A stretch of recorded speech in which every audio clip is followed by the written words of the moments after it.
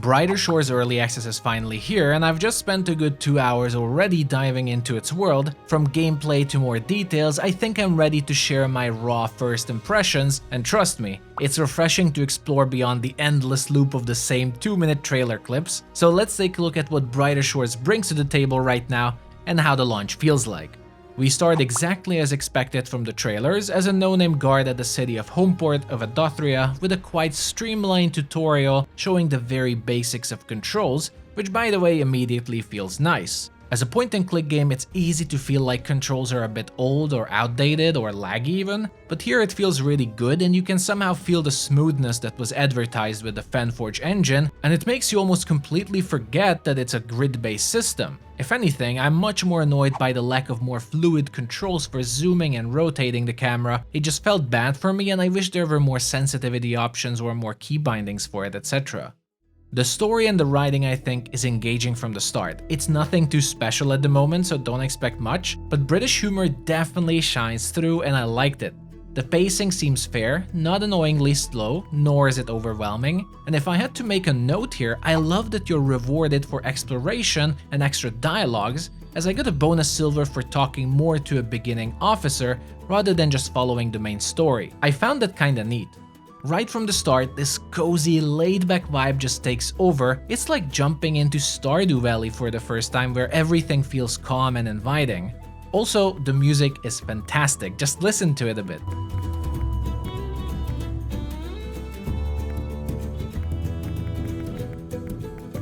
Two of the major concerns a lot of people had are the grid and room system, and after playing these first hours, I can safely say that you will completely forget about the grid system after like 10 minutes of playing. The game is extremely fluid, immersive, and given that you will like the base idea and the gameplay of it, you will be so occupied with playing that you won't be bothered by the grids, at least that's what I think. Regarding the room system, I think the major concern was that it will remove immersion, social aspects, and the sense of being in a world with a community. But frankly, on launch, every room, especially in the city, are full of people and the usual crowded and energetic feel of an MMORPG absolutely comes through. I also tried going back and forth between rooms if it has any negative impact on who you see or who you interact with, but you still seem to be connected with the same players and it feels quite seamless.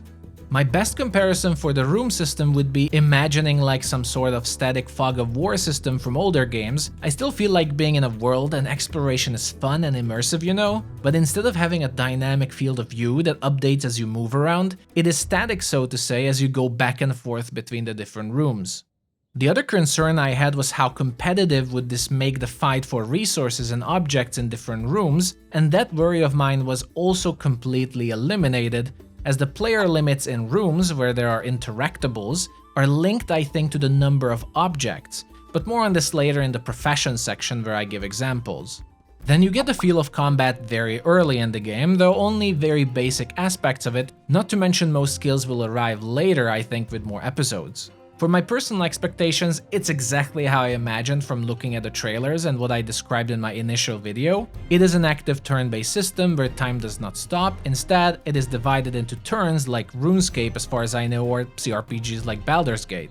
Each turn you take an action that you have selected, so that's auto-attacking by default as you can see, and you'll be able to switch that action to using a skill, an item, or I tried even movement that takes a turn away from attacking. So far combat seems to be one-on-one only. I don't know how group fights will happen or if it's even possible. At the moment in the tutorial section it feels very single-playery at least. So for now this all feels quite simplistic, but I've already experienced something that I love, and it's that I got a random epic loot, a guard halberd that has cold damage on it, but I also encountered these thieves who were immune to cold damage, and I had to switch to another weapon of mine in order to fight them. I barely made it out alive actually. I'm not saying this is anything special or revolutionary, it isn't, but the fact that I had to manage my inventory and equipment so early in the game, and that many times I'm very close to dying, is a good sign that planning and proper inventory management, both for your equipment and potions, I think will be pretty important. So enemies do give random loot. At the start you're even allowed to practice against other guards to fully gear yourself up, and it's likely my excitement of a new game, but I was looking forward to each drop thanks to the chance of getting rarer items. After 2 hours of this, I still haven't reached the point of having to choose a class, by the way, but I explored around and saw some exciting creatures outside of Hopeport that looked really cool and were way above my level, so can't wait to see how I will fare there. Alright, then this is a big one. So I talked a bit about the atmosphere, combat, and then another big chunk of the gameplay so far is already professions, and combat is actually also a profession. To give a very basic introduction, your character level is divided into all the professions you have, it seems. I haven't been able to fully see how exactly, but you will want to level up everything somewhat equally, I think, and the game is also designed that way to encourage you to do everything. In fact, to progress the main story, you need to get your main level up, and as such, you have to level up all the different professions too.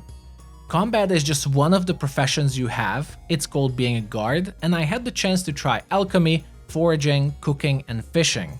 Gathering professions like fishing and foraging were active for now, basically just clicking from one object to the next to interact with them. And what I mentioned before at the beginning regarding rooms, it seems resources are player specific, so you do not compete for them with other players, or at least in the tutorial. This might change later, but that is why I said it is a non-issue. I definitely like this, but I wonder how it will affect gameplay long term, like will there be anything rare to fight over or compete for, which I think is important, otherwise it's not really a multiplayer experience that much. Crafting like alchemy and cooking on the other hand was the idle activity at the start, so as long as you have the ingredients, you just walk up to the specific crafting tables you require and it continues automatically.